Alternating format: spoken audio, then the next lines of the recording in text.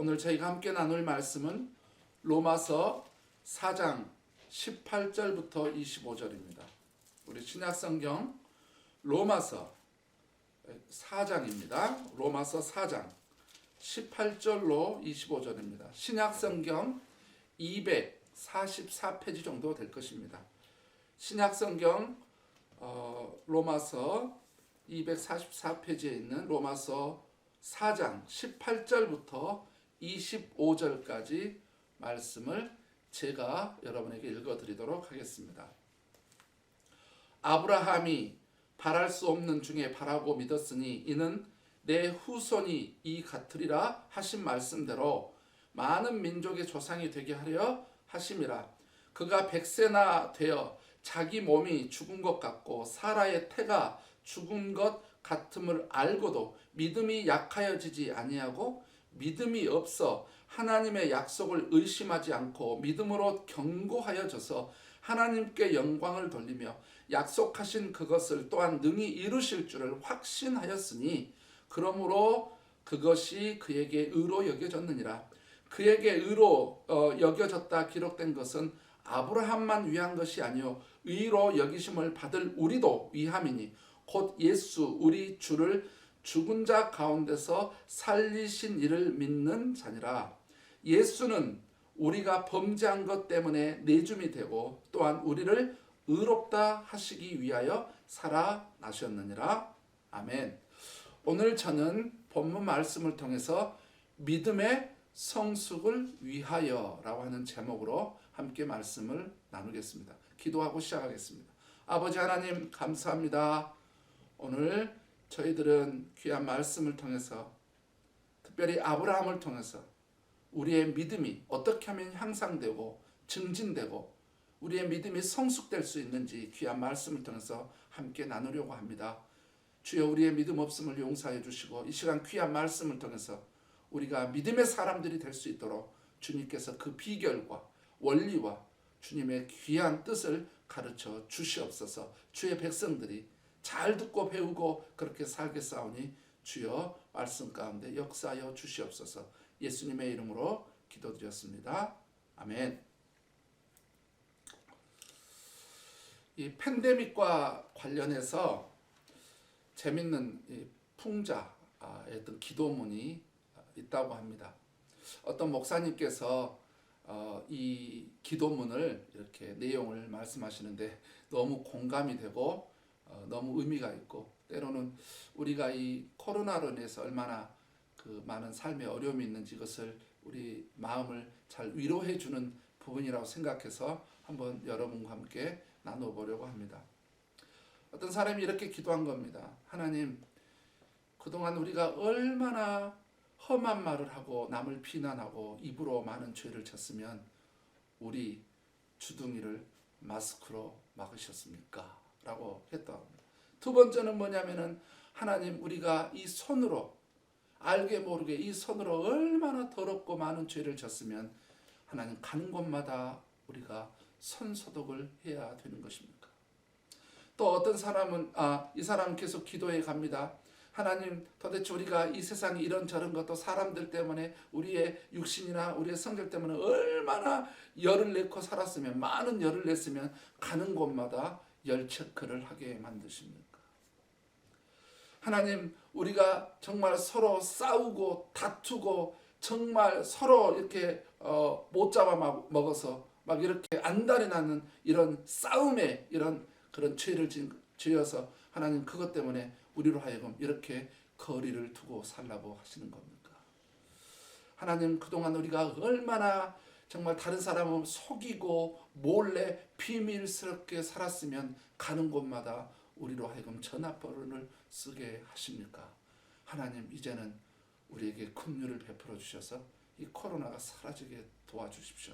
우리가 돌아버리겠습니다. 주님. 이렇게 기도를 했다라고 하는 것입니다. 어떻게 여러분 마음에 공감이 되십니까? 여러분 우리가 이렇게 팬데믹 상황에서도 그 어느 때보다 우리는 믿음으로 살아가는 삶이 너무나 중요하게 느껴지고 있는 것 같습니다. 전 세계적으로도 그렇고 특별히 국가적으로도 그렇고 어떻습니까? 우리의 신앙적으로도 그럴 뿐만 아니라 우리의 생활은 어떻습니까? 생활적으로도 특별히 말씀의 지마를 살아가고 있는 우리 그리스도인들에게 있어서 더욱더 절실하게 필요한 삶의 한 모습이 뭐냐면은 믿음의 삶이다라고 저는 그렇게 생각합니다. 주님께서도 말씀하셨죠. 내가 마지막 때 올 때 너의 믿음을 보겠노라. 너의 믿음, 너희가 어떻게 믿음으로 살았는지를 보겠노라라고 했지 않습니까? 그 어느 때보다 우리는 믿음의 삶의 중요성을 인지하고 있는 것 같습니다. 뿐만 아니죠. 현대를 살아가고 있는 우리, 즉 현대의 특성이 뭡니까? 합리주의입니다. 합리주의. 이게 합리적으로 되냐 아니냐, 이게 타당하냐 그렇지 않느냐, 이게 설득력이 있냐 없냐, 논리적이냐 그렇지 않느냐라고 하는 합리주의. 그 다음 어떻습니까? 과학주의가 팽배하고, 그 다음에 물질 자본주의가 아주 팽배하고, 그 다음에 지식주의가 아주 팽배하고, 어떻습니까? 정보화 시대가 있어서 모든 정보들은 다 볼 수 있고, 그 다음에 다양한 구원의 방법이 있다라고 하는 구원의 길이 다양하다 해서 다원주의가 있고요. 물질이 최고다라고 하는 물질망론주의가 있고요. 그 다음에 성공지상주의가 있고요. 그 다음에 포스트 모더니즘 탈현대주의가 있고요. 철저히 자기밖에 또는 자기 집단밖에 자기밖에 모르는 개인주의가 있고요. 개인의 능력이 너무너무 중요하다. 개인의 능력을 함양시켜야지 무슨 믿음이냐 그러면서 이 능력을 아주 고취시키는 이런 능력주의. 그 다음에 세상에서 그냥 마시고 즐기자라고 하는 향락주의. 이렇게 우리가 살아가고 있는 이런 현대의 삶 속에서 과연 얼마나 많은 그리스도인들이 믿음의 삶이 중요하다. 이 믿음이 엄청난 중요한 핵심 가치라고 여기고 살아가고 있는 그리스도인들이 과연 얼마나 있을까요? 우리가 잘 알듯이, 그리고 여러분에게 제가 누누이 말씀드리듯이 믿음이라고 하는 것은 뭡니까? 하나님께서 나에게 주신 그 말씀이 반드시 이루어질 것에 대한 확신. 하나님께서 나에게 주신 그 말씀이 나의 삶에서 반드시 이루어질 것에 대한 확신을 가리켜서 우리는 믿음이다라고 했습니다. 그렇다라고 본다면 어떻습니까? 사랑하는 성도 여러분, 여러분은 믿음의 사람이신지요? 믿음의 사람입니까? 오늘 우리가 읽은 어느 본문 말씀은 사도 바울이 로마 교회 성도들에게 쓴 내용이죠. 우리가 잘 알고 있는 로마서의 주제가 뭡니까? 이신득이, 즉 믿음으로 의롭다함을 얻게 된다. 믿음을 통해서만 구원을 얻게 돼서 하나님으로부터 의롭다라고 인정을 받게 된다. 그래서 이신칭의 또는 이신득이라고도 하는 주제를 가지고 있는 게 로마서 아닙니까? 자, 이러한 부분에서 사도 바울은 로마 교회 성도들에게 믿음의 사람 아브라함을 소개하고 있거든요. 그러니까 이제 로마 성도들에게 왜 아브라함이 믿음의 사람이 됐는지, 왜 아브라함이 믿음을 통해서 의로 여겨지면 의로운 사람이라고 여겨받게 되는지, 그것을 아브라함 삶을 잠깐 이렇게 설명하고 있는 모습을 볼 수가 있죠. 이게 바로 이제 우리 신약 시대에 살아가고 있는 우리가 바로 이 아브라함 시대 때도 아브라함이 하나님께서 믿음을 의로 여겼듯이 바로 우리 예수 그리스도를 십자가의 대속의 은혜와 부활의 이 능력을 믿고 예수님을 주인으로 영접한 자들에게는 이와 같이 하나님께서 그를 의인으로 칭해준다. 그래서 우리가 구원을 받고 하나님의 자녀가 될 수 있다라고 하는 이 영적 원리를 사도 바울이 가르쳐 보이면서 아브라함이 어떤 믿음을 가지고 살았었는지, 아브라함은 도대체 어떤 믿음을 가지고 살았는지 그 믿음의 본을 이렇게 설명해 주고 있는 게 바로 오늘 말씀입니다. 그래서 오늘 저는 올해 우리 교회 목표가 성수가 아닙니까? 성수. 그래서 이제 성숙의 영역에서도 지금까지 우리가 영적 교제에 있어서 성숙도 해야 되지만 오늘은 특별히 우리 예수 그리스도를 믿는 그리스도인들이 믿음의 영역에서, 믿음이라고 하는 이 영역에서도 우리가 성숙을 해야 되기 때문에 이 부분에서 함께 말씀을 나누려고 하는 것입니다. 자, 우리가 오늘 본문 아브라함의 삶을 통해서 볼 때 우리가 믿음이 성숙하려면, 또 믿음의 삶을 사려면, 이 믿음이 더욱더 향상되고 증진되려면 어떻게 해야 되는지, 그 첫 번째 원리는 바로 하나님으로부터 받은 말씀이 있어야 한다는 것입니다. 하나님으로부터 받은 말씀이 있어야 되지요. 자, 18절, 20절, 21절 볼 건데 이렇게 말씀 있죠. 아브라함이 바랄 수 없는 중에 바라고 믿었으니 이는 내 후손이 이 같으리라 하신 말씀대로 이렇게 돼 있죠. 20절에 보면 이렇게 돼 있죠. 믿음이 없어 하나님의 약속을 의심하지 않고 21절에서도 뭐라고 되어 있습니까? 약속하신 그것을 이렇게 말씀하고 있는 것을 볼 수가 있습니다. 믿음의 삶을 위해서 가장 중요한 것은, 그리고 가장 본질적이고 1차적인 것은 바로 하나님으로부터 받은 말씀이 있어야 된다라고 하는 사실인 것입니다. 왜냐하면 믿음의 근거는 나의 바람이나 나의 소망이나 나의 열망이나 나의 소원과는 분명히 구분이 됩니다. 하나님의 말씀이 없는 인간의 바람은 또 하나의 욕심이라고 말할 수 있고 욕심의 발단적 요소가 될 수 있기 때문에 그렇지요. 그래서 믿음과 욕심은 성경적으로 정확히 구분되어져야 되는 것입니다. 믿음은 바로 뭡니까?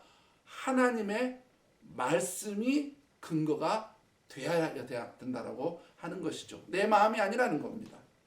본문의 아브람은 어떻습니까? 오늘 본문에 아브람이 나왔듯이 그런 100세라고 이야기를 했잖아요. 그러면 아브람이 몇 살 때 이 말씀을 받았습니까? 내가 너에게 자식을 주겠다, 후손을 주겠다, 아들을 주겠다고 몇 살 때 말했습니까? 75세 때 말을 했어요. 75세 때. 아브람 나이 75세 때. 그러니까는 100세가 될도록, 그러니까 25년 동안 이 말씀을 붙들고 산 거죠. 근데 그냥 자기가 스스로 지금 아들이 없는데 언젠가 나 아들을 낳을 거야. 이렇게 자기 혼자 자기 마음에서 비롯된 게 아니라 자기 욕망과 소망에서 비롯된 게 아니라 그게 무슨 아내에서 사라가 내 아들 낳아주세요 해서 다른 사람의 요구에서가 아니라 아들을 주겠다라고 하나님께서 말씀을 하셨다는 거예요. 하나님으로부터 그 말씀을 받았다라고 하는 것이죠. 그래서 이 믿음의 근거, 믿음의 시작, 이것은 철저히 하나님으로부터 받은 말씀으로 인해서 그가 근거가 돼야 된다라고 하는 부분인데 성경에 그런 부분들이 정확하게 다른 인물들도 많이 드러나 있죠. 우리가 잘 알고 있듯이 야곱 같은 경우는 어떻습니까? 창세기 28장에 보면 그가 형 에서가 무서워서 이제 도망가고 있을 때 베델에서 잠을 자는데 하나님이 나타나셨잖아요. 그러면 뭐라 했냐? 내가 너와 함께 하겠다. 네가 어디 가든지 내가 너와 함께 하고 네가 다시 여기 돌아올 때까지 내가 너를 떠나지 아니하겠다. 내가 너로 하여금 큰 민족을 이루겠다. 라고 해서 아브라함이 그때부터 그 말씀을 붙들고 살았던 거죠. 주님께서 베델에서 말씀하셨던 그 말씀, 이것이 믿음입니다. 엘리야 경우 어떻습니까?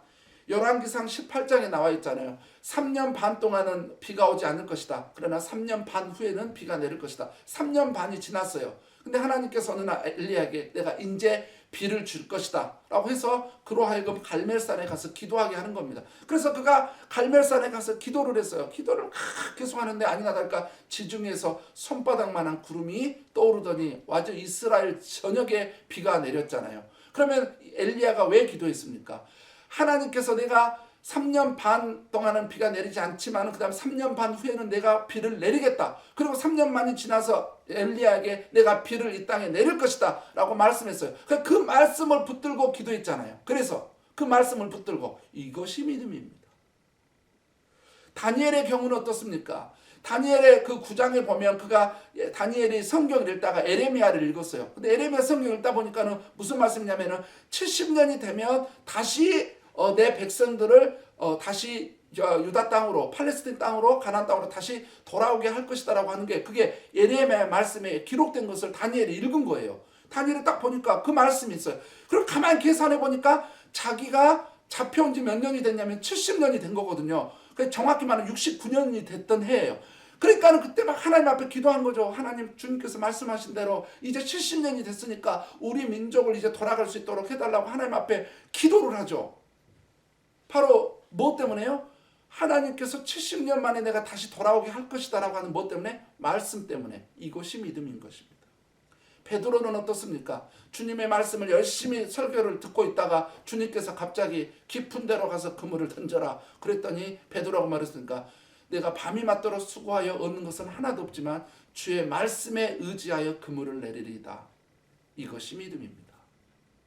사도 바울은 어떻습니까? 여러분 로마로 갈 때 어땠어요? 풍랑을 만났죠. 지중해에서. 그래서 이제 모든 배가 다 부셔지고 그 다음에 짐들이 다 막 바다에 떠내려가고 이제 그래서 거기에 있는 모든 사람들이 이제 우리는 끝났다. 우리는 여기서 죽었다라고 할 때 그때 어쩌면 사도 바울도 그런 죽음의 두려움이 왔을 겁니다. 그런데 그때 주님께서 그날 밤에 찾아오셔가지고 베드로 너는 로마로 가야 된다. 로마에 가서 너는 복음을 전해야 된다. 그러니까 염려하지 마라. 딱 그 말씀을 했더니 그 다음날 베드로가 여러분이 안심하라. 어젯밤에 하나님께서 나타나서 우리가 로마로 안전하게 간다고 말씀했다. 그래서 나는 하나님께서 하신 그 말씀대로 이루어질 것을 나는 하나님을 믿는다. 라고 이렇게 설교를 하자 모든 뱃사람들이 이제 사도 바울을 죄인이 갑자기 영적 리더가 돼서 그냥 그 뱃사람들을 다 로마로 무사히 가게 하는데 이제 1등 공신을 사도 바울이 하게 된 거죠. 바로 이것이 뭡니까? 바로 이것이 믿음인 것이지요.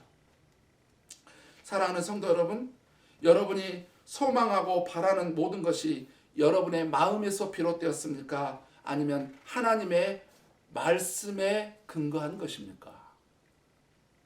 성경에서 말하는 모든 성경적 믿음의 근거는 바로 하나님의 말씀으로부터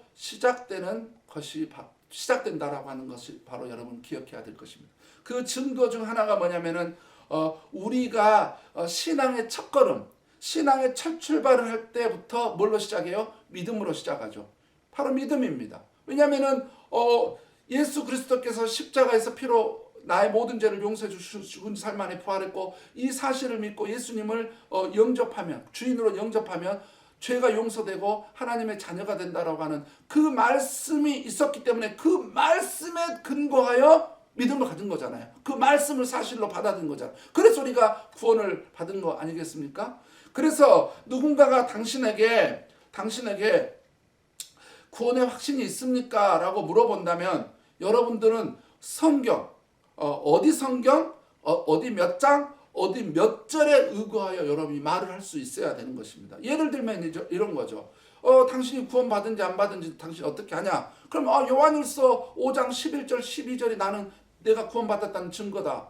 내가 암송을 한번 해볼게요 라고 하면서 자, 또 증거는 이것이니 하나님이 우리에게 영생을 주신 것과 이 생명이 그의 아들 안에 있는 그것이니라. 아들이 있는 자에게는 생명이 있고 아들이 없는 자에게는 생명이 없느니라. 자, 보세요. 영생을 주시는 분이 하나님이죠. 그런데 바로 이 영생을 주시는 하나님이신데 하나님이 바로 예수 그리스도를 통해서 영생을 인간에게 주시는데 예수님을 믿고 영접해서 예수님을 주인으로 영접한 사람은 생명이 있고 영생이 있고 그렇지 않은 사람은 영생이 없다 했습니다. 그래서 저는 이 말씀에 근거해서 예수님을 주인으로 영접했고 예수님을 믿어서 예수님을 내 안에 계시기에 내 마음 안에 계시기에 내 삶 가운데로 들어오셨기 때문에 바로 나는 생명을 그다음에 영생을 소유한 사람입니다. 이것이 제가 구원받았다라고 하는 증거의 말씀입니다. 라고 이렇게 말할 수 있어야 되는 거죠. 그러니까 우리의 구원의 문제에서부터 출발부터 신앙의 첫걸음부터 출발부터가 우리는 말씀에 의한 믿음의 시작이다라고 하는 사실을 우리는 기억해야 되는 것이죠. 우리의 구원의 문제만이 아니라 우리의 삶의 모든 영역에서 우리 하나님은 우리가 믿음으로 살아가기를 원하시는 것이죠. 그래서 로마서 14장 23절을 보면 뭐라고 기록되어 있습니까? 믿음으로 행하지 않는 모든 것이 죄니라 라고 이렇게 기록이 되어 있는 것입니다. 우리가 이렇게 믿음의 삶을 살아가는 믿음의 사람들이 되려면 믿음의 영역에서도 우리는 성숙이 필요합니다. 성숙. 믿음에서도 성숙이 필요해요. 항상 그 믿음의 수준이 항상 애기같이 항상 낮게 그 단계에서 머무르지 말고 우리의 믿음이 레벨업 돼야 되겠죠. 성숙해야 되겠죠. 증진돼야 되겠죠. 향상돼야 되겠죠. 그런데 우리가 우리의 믿음을 성숙시켜 나가기 위해 가장 중요한 것은 그때마다 하나님으로부터 반드시 받은 말씀이 있어야 되고 그 말씀대로 행하는 것이 바로 우리의 믿음을 증진시키는 중요한 요소가 된다는 것입니다. 여러분, 하나님께 언제 어떻게 어떤 말씀을 여러분 받으셨는지요?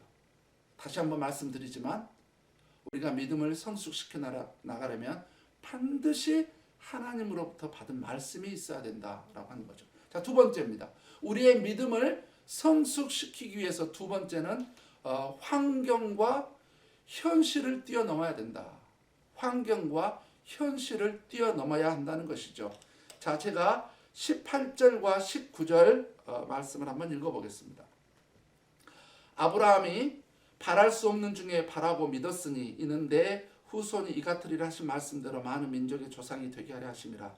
그가 100세나 되어 자기 몸이 죽은 것 같고 사라의 태가 죽은 것 같음을 알고도 믿음이 약하여지지 아니하고 라고 되어 있습니다. 오늘 우리는 이 18절과 19절 말씀에서 우리가 잘 눈여겨봐야 될 게 뭐냐면은 바랄 수 없는 중에 바라고 믿었다라고 하는 거하고 알고도 19절 이렇게 된 것을 알고도라고 하는 이 말을 우리가 주목해 볼 필요가 있습니다. 자, 이 18절에 바랄 수 없는 중에라는 것과 19절에 알고도라고 하는 이 말을 조금 더 원어적으로 분석해 보고 한번 연구해 보려고 합니다. 자, 18절에 바랄 수 없는 중에 그렇게 돼 있죠.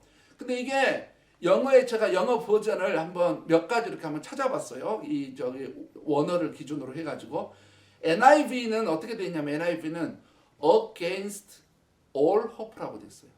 against all hope.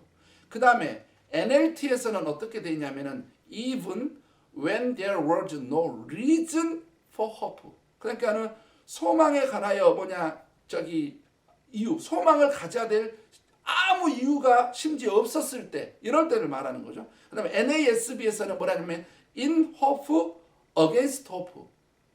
소망을 가질 수 없을, 소망에 전혀 반대되는, 소망하고 정말 대치되는 이런 중에 소망, 이렇게 돼 있고, 킹 제임스 버전 흥정형 이렇게 돼 있죠. Who against hope believed in hope 이렇게 돼 있어요. 그러니까 이거는 뭡니까?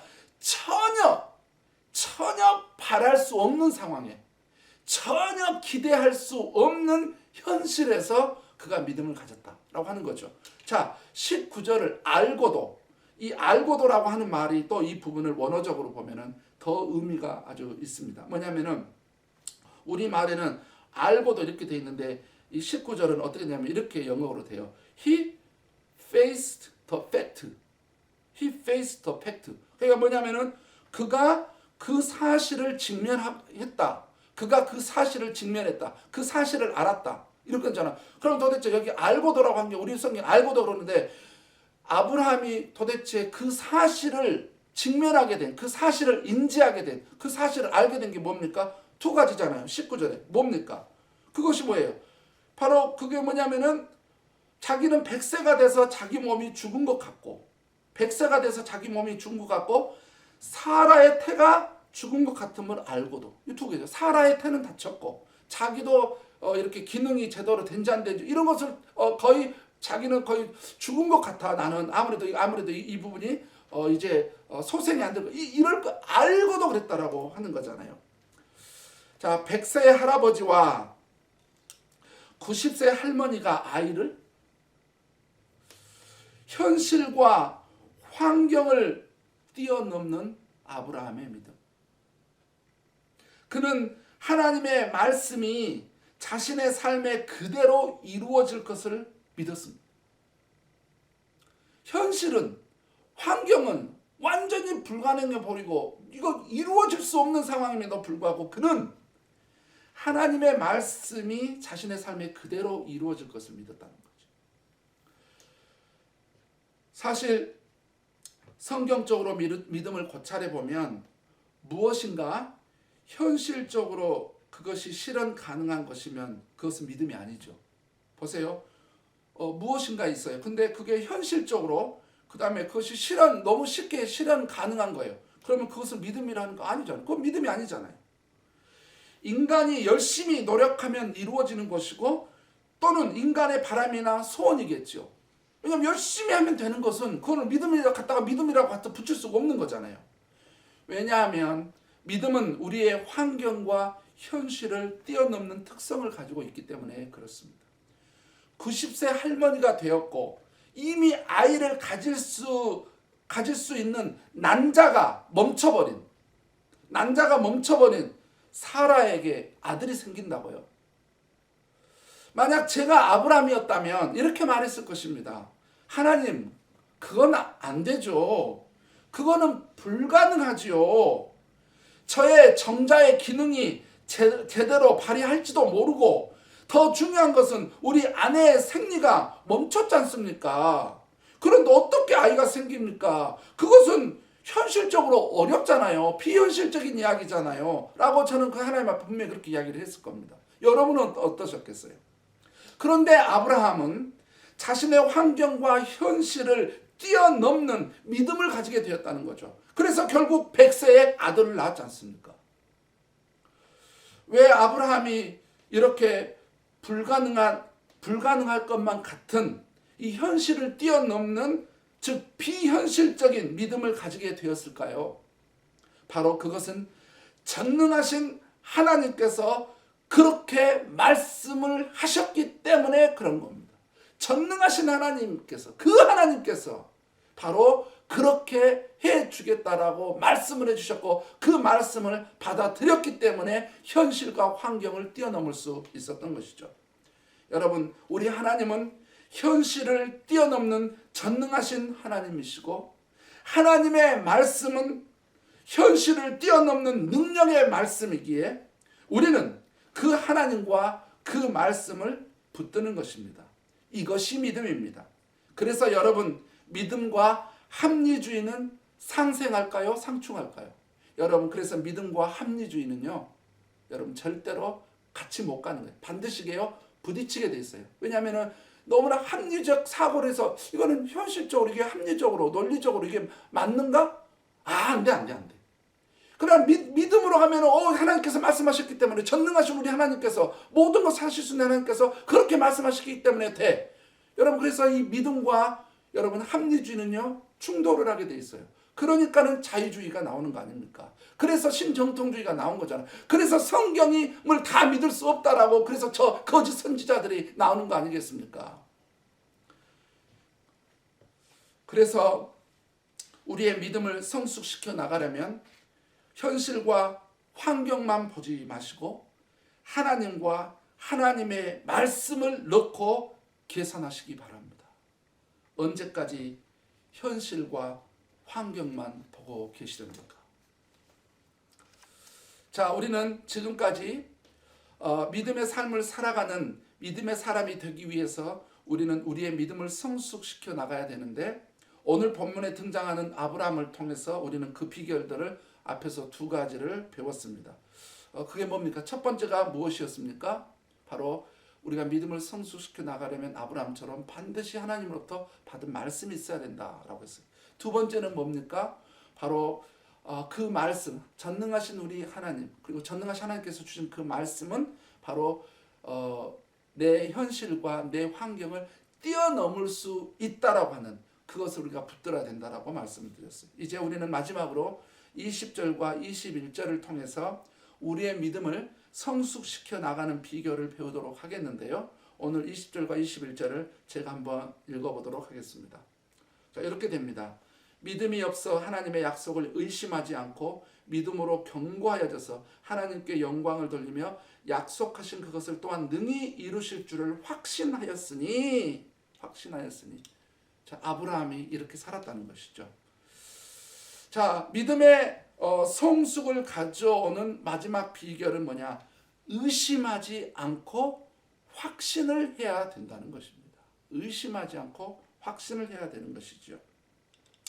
20절에서 의심하지 않고 믿음으로 견고하여져서 이렇게 20절은 이야기하고 있고 21절은 뭐라고 했습니까? 이루실 줄을 확신하였으니 라는 말을 우리는 절대로 놓쳐서는 안 될 것입니다. 특별히 19절에 의심하지 않고라고 하는 말이 여러분 여기 영어로 어떻게 되어 있는지 아세요?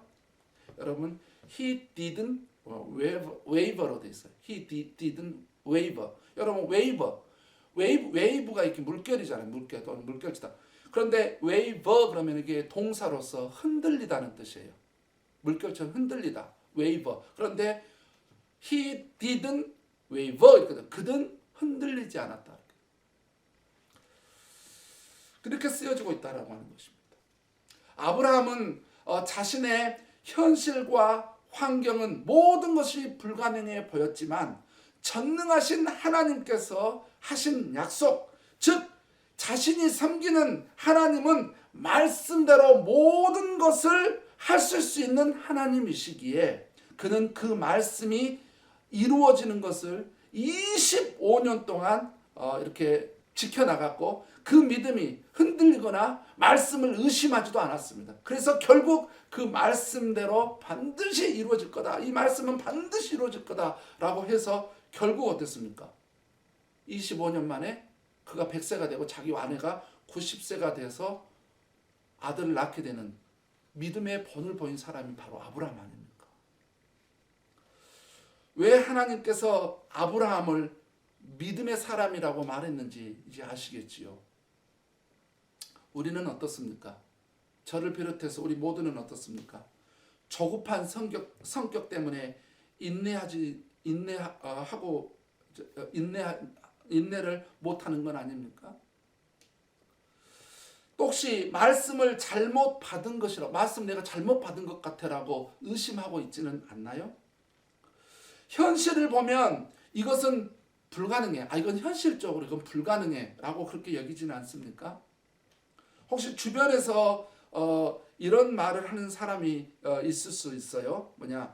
아이고 욕심이 심하시네요. 혹시 그 말을 듣고 주변 사람들 그 말을 해서 순간 마음 흔들리지는 않습니까? 아니면 그러지 말고 차라리 열심히 사세요. 열심히 사는 게 더 중요합니다. 주변에서 이런 말을 하기 때문에 여러분의 믿음이 혹시 흔들리거나 여러분 의심이 가고 있지는 않나요? 너 같은 사람이 무슨 믿음의 사람이야? 이렇게 사는데, 너가 이렇게 사는데, 이 모양, 이 꼬락서니로 사는데, 너가 이렇게 살아가는 네 모습이 너가 믿음의 사람이라고 하는 사탄의 혹시 속임수에는 넘어가고 있지는 않은지요? 믿음은 특별한 사람들이 소유하는 것이지 나 같은 사람이 무슨 믿음의 사람이겠냐고 여러분 자신을 혹시 과소평가하고 있지는 않나요? 왜 이렇게 빨리 안 되는 거야? 왜 이렇게 빨리 이게 이루어지지 않는 거야? 라고 하면서 혹시 짜증을 내고 있지는 않나요? 이러다가 내가 이렇게만 살다가는 말씀만 붙들고 이렇게만 살다가는 혹시 내 인생이 잘못되어지는 것은 아닐까? 라고 혹시 의심하고 흔들리지는 않습니까? 여러분 이 모든 것은 여러분의 믿음을 의심하고 흔들려고 하는 사탄의 쾌락이라는 것을 여러분 기억하십시오. 사단에게 속지 마시기 바랍니다. 하나님은 말씀하신 것을 반드시 이루시는 분이시라고 민수기 23장 19절에서 분명히 우리에게 말씀하고 있다는 사실 기억하시기 바랍니다. 그래서 우리가 의심하지 않고 확신을 해야 됩니다. 자, 말씀의 결론을 맺습니다. 자, 우리가 믿음의 삶을 살고 믿음의 사람이 되고 믿음을 성숙시켜 나가기 위해서는 하나님으로부터 말씀을 받아야 된다. 그 다음에 현실과 환경을 뛰어넘어야 된다. 세 번째는 의심하지 말고 확신해야 된다라고 하는 사실을 우리가 배우게 됐죠. 자, 이렇게 우리가 믿음의 사람이 될 때 어떤 일들이 일어날까요? 그 세 가지가 있는데요. 특별히 18절을 보면 어떻게 됐습니까? 아브라함이 19절에 그가 계속 이야기를 하고 있죠. 그에게 그가. 자, 이걸 통해서 우리가 볼 때 뭐 할 수 있습니까? 오늘 말씀에서 믿음의 사람이 됐을 때 하나님께 쓰임받는 사람이 된다는 겁니다. 하나님은 예전이나 지금이나 항상 믿음의 사람을 쓰셨어요. 믿음의 사람. 그래서 하나님 앞에 쓰임을 받게 됩니다. 두 번째는 뭡니까? 이렇게 우리가 믿음의 사람이 될 때 20절에 보면 이런 말씀 있죠. 하나님께 영광을 돌리며 우리가 믿음의 사람이 되면 또 믿음으로 살아갈 때 우리가 믿음이 성숙할 때 하나님께서 영광을 받게 된다는 사실인 것입니다. 마지막으로 우리가 믿음의 삶을 살아가고 믿음의 사람이 되고 믿음을 성숙시켜 나갈 때 이 12절에 되어 있잖아요. 그러므로 그것이 그에게 의로 여겨졌느니라. 하나님께서 바로 의로 여겨주는 게 뭐냐면 믿음이에요. 바로 우리가 그 믿음의 삶을 살아가면 하나님께서 그 믿음의 삶 자체를 의로 여겨주는 그런 은혜가 있게 되는 것입니다. 그래서 사랑하는 성도 여러분, 올 한 해만이 아니라 앞으로도 여러분 모두가 믿음의 삶을 사시고 믿음의 사람이 되어가고 믿음을 더욱더 성숙시켜 나가는 성도님들이 되시기를 다시 한번 주님의 이름으로 부탁드립니다. 기도하겠습니다. 아버지 하나님 감사합니다. 오늘 귀한 말씀을 통해서 우리가 믿음의 사람이 되려면 믿음을 성숙시켜 나가려면 어떻게 하는지 가르쳐 주셨고 또한 믿음의 사람들이 됐을 때 이게 어떻게 하나님 앞에 영광을 돌리며 하나님 앞에서 어떤 삶이 되는지 우리로 하여금 가르쳐 주신 것 감사합니다. 우리 모든 성도들이 정말 말씀대로 살아감으로 정말 믿음의 사람들이 되어 하나님 앞에 영광을 돌리고 아버지 하나님 앞에 쓰임을 받으며 하나님께 의로운 사람이라고 인정받는 우리 모든 성도들 되도록 주여 함께하여 주옵소서. 예수님의 이름으로 기도했습니다. 아멘.